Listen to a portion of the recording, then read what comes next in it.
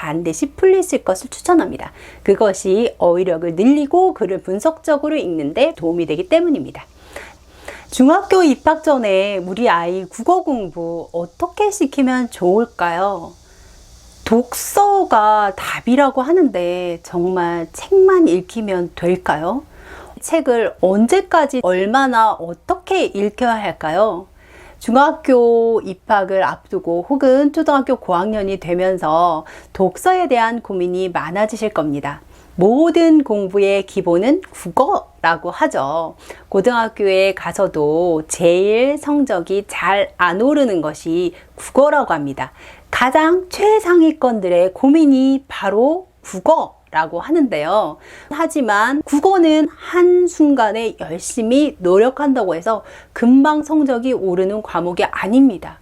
시간이 오래오래 걸리는 과목이기 때문에 초등 고학년이 되면 국어 공부 도대체 어떻게 시켜야 될까 고민이 많으실 텐데요. 정말 독서가 국어의 해답일까요? 오늘은 국어, 독서에 관한 이야기를 나눠볼까 합니다.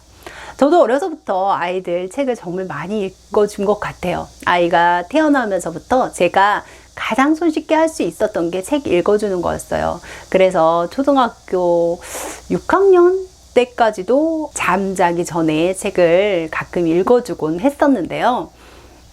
이제 중학교 입학을 앞두고 아이가 고학년이 되니까 사실 독서할 시간이 많지가 않습니다. 매일매일 학교에서 다녀와서 복습도 해야 되고 국영수 공부도 짬짬이 해야 되고 도대체가 아이한테 시간이 나지 않죠. 그런데 아이가 로봇처럼 빡빡빡 이 시간엔 국어, 영어, 수학 이렇게 끝내주는 게 아니라서 아이도 늘어지고 이러다 보면 사실은 책 읽을 시간이 없죠. 그래서 독서를 시켜야 되는데 이거 어떻게 해야 될까 고민이 참 많으실 텐데요. 오늘은 국어와 독서에 대한 이야기를 나눠볼까 해요. 자, 제가 드리고 싶은 첫 번째 이야기는요. 중학교, 고등학교 국어 공부, 독서만으로는 안 된다입니다. 무슨 말씀이에요? 아무것도 안 했는데 정말 책만 열심히 읽어가지고 뭐 1등급 나오는 아이가 있다니까요 라고 이야기 하실 텐데요. 저희 조카도 그랬어요. 특별히 국어학원을 다닌 것도 아니고요. 문제집을 따로 열심히 풀린 것도 아니었지만 수능에서 국어 1등급이 나왔습니다. 그래서 정말 그 수준에 맞는 자기가 읽고자 하는 책만 읽어도 되는 건가 라는 고민이 저도 생겼어요. 그 친구가 사회, 역사, 철학 이런 책을 읽은 것도 아니고요. 소설책을 읽었거든요. 근데 어느 정도 수준이 높은 소설책을 고등학교 때까지도 읽었어요. 책을 놓지 않고 끝까지 읽었기 때문에 수능 1등급이 나온 게 아닐까? 정말 독서만으로 가능한 게 아닐까? 저도 한때 고민을 했었는데요. 제가 내린 결론은 독서만으로는 안 된다는 겁니다. 왜냐 하면은요. 수준이 좀 달라져요. 중고등학교 국어는 독서에서 얻는 어휘력만으로는 커버가 안 된다는 거죠. 첫 번째 안 되는 게 바로 교과서의 어휘예요. 책을 정말 무한정 하루 종일 읽는 아이라면 모르겠어요. 다른 것보다 더 많은 시간을 투자를 해서 책에서 그 어휘들을 다 섭렵할 수 있는 정도라면 모르겠지만요. 취미처럼 시간이 좀 날 때 하루에 한 30분이든 뭐 일주일에 몇 시간이든 이렇게 보는 친구들은요. 그 어휘량을 다 채울 수가 없습니다. 공부에는 어느 정도 양이라는 게 차야 되는데요. 그 양을 채우기에 독서 시간이 충분하지 않다는 거죠. 저희 조카만 해도 쉬는 시간이든 점심시간이든 집에 있을 때든 그 아이는 대부분 책을 많이 읽었어요. 그렇기 때문에 그 어휘량이 다 채워진 거죠. 그래서 수능 1등급을 얻을 수 있었던 거 아닐까라는 생각이 들었어요. 하지만 아이가 해야 할 일이 많고 국어, 영어, 수학 모두 고루고루 잘 했으면 좋겠다라는 바람이 있으시다면 독서만으로는 그 어휘력을 채우는데 부족하다는 겁니다. 그러면 어떻게 해야 될까요? 그래서 제가 제안드리는 방법이 3가지 방법입니다. 우리가 비문학 독해라고 하잖아요. 비문학 독해 문제집을 초등 고학년 때부터는 풀려주시는 것을 권합니다. 비문학 독서집에서는요, 아이가 책을 많이 읽는다고 해서 한 번에 해결할 수 없는 것들을 해결하게 해줍니다. 어떤 지문을 읽고 나서 그 지문에서 중심 단어를 찾고 중심 단어를 연결해서 요약하는 연습. 네, 그 내용을 정확하게 꿰뚫어보는 연습들을 자꾸 시켜줘요.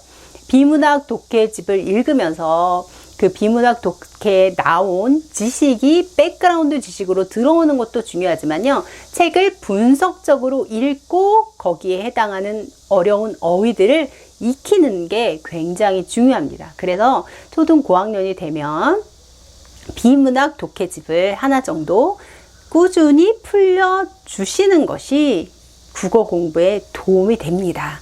비문학 독해집이 시중에 참 많이 나와 있더라고요. 빠작, 순마, 자이스토리, 그 다음에 중학 매산비, 우공비 이런 식으로요. 중학 비문학 문제집이 예비중부터 중3까지 풀 수 있는 내용들의 문제집이 쭉 나와 있어요. 그래서 이런 문제집들을 사셔서 아이한테 한 가지 문제를 끝까지 풀리는 것도 좋겠고요. 다양한 문제집을 통해서 여러 가지 유형의 글을 해석하는 방법들을 배우는 것도 도움이 되겠죠. 그래서 독서뿐만 아니라 고학년이 되면 비문학 독해집을 반드시 풀리실 것을 추천합니다.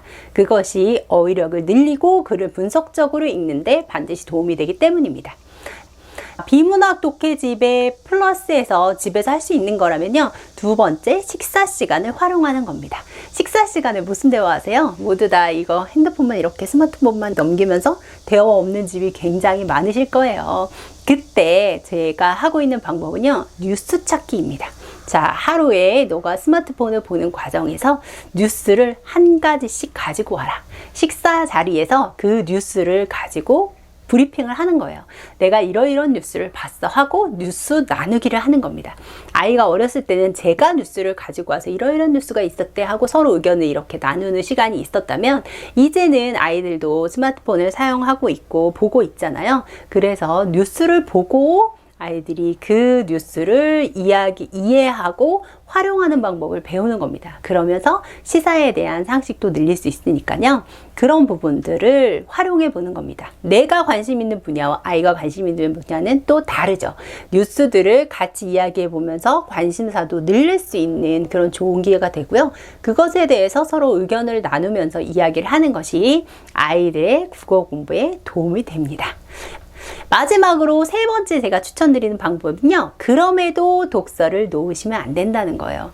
그러면 독서는 도대체 언제 해요? 매일매일 할 게 너무 많은데요. 라고 하시라면 주말을 활용하라고 이야기하겠습니다. 주말에 아이들 뭐 하나요? 친구 만나거나 스마트폰 하거나 사춘기가 되면은 사실 밖에 잘 안 나가려고 하죠. 하루 종일 집에서 스마트폰 하는 게 낙이에요. 그래서 아이들이 안 움직이려고 하는데요. 반드시 주말에 도서관 가는 시간을 정해주세요. 도서관에 매주 가는 거예요. 매주 가서 2시간이든 3시간이든 그 공간 안에서 책을 읽을 시간을 확보해 주는 겁니다. 매일매일 바쁘게 살다 보면 아이들도 여유롭게 책을 읽을 시간이 없어요. 책은 뭐 국어 공부에도 물론 도움이 되겠지만요. 인생을 살면서 더없이 좋은 스승을 만날 수 있는 길이잖아요. 그 길을 아이들한테 습관처럼 남겨주시고 싶다면 독서도 끝까지 포기할 수 없겠죠. 그러면 주말에 1시간, 2시간이라도 꼭 시간을 내서 같이 도서관에 가세요. 도서관에 가서 엄마는 엄마의 관심사를 읽으시고요. 아이는 아이의 관심사를 읽는 겁니다. 책을 읽을 때는요. 처음부터 끝까지 다 읽히겠다 라는 욕심은 버리세요. 아이가 꺼내서 조금 보다가 넣어도요. 잔소리 하지 마세요. 처음부터 끝까지 다 읽는 게 독서는 아닙니다. 한 권의 책에서 하나의 인사이트만 얻더라도 그것만으로도 충분히 훌륭한 독서라고 생각해요. 그렇기 때문에 아이가 잠깐씩 꺼내보더라도 그 안에서 분명히 얻는 게 있다면 의미 있는 시간이거든요. 독서를 즐겁게 자기 취미처럼 즐길 수 있게 하려면 아이가 좋아하는 책을 스스로 찾아서 읽을 수 있는 기회를 주세요. 주말을 꼭 활용해 보셨으면 좋겠습니다. 엄마도 책을 읽는 모습을 집에서 보여주기는 쉽지 않잖아요. 그런 환경을 만들 수 있는 도서관에 꼭 가보시는 걸 추천드립니다. 도서관에 매번 가기가 어렵다 그러면요, 책을 빌려와서 집에서 책 읽는 시간을 마련하는 것도 괜찮아요. 주말에 8시부터 10시까지 책 읽는 시간 해서 다 같이 앉아서 책을 읽는 시간을 가지는 것도 좋겠죠. 하지만 실제로 그 분위기와 환경을 느끼기 위해서는 도서관이나 서점에 가서 책 읽는 시간을 주말에 확보해 주세요. 오늘은 독서, 과연 국어 공부의 유일하고 최선의 방법인가라는 이야기를 나눠봤습니다.